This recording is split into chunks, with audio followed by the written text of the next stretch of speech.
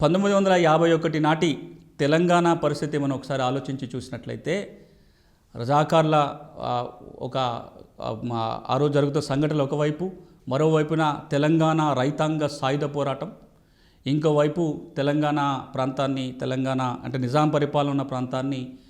హైదరాబాద్ సంస్థానం ఏదైతే ఉందో దాన్ని భారతదేశంలో విలీనం చేసే ఒక ప్రయత్నాలు, ఈ మొత్తంలో చూసినట్లయితే చాలా హింసాత్మకంగా పరిస్థితులు నెలకొన్న సందర్భంలో తెలంగాణలో ఆ రోజున ఎక్కువ భూములు కలిగి ఉన్న వాళ్ళు కొద్దిమంది,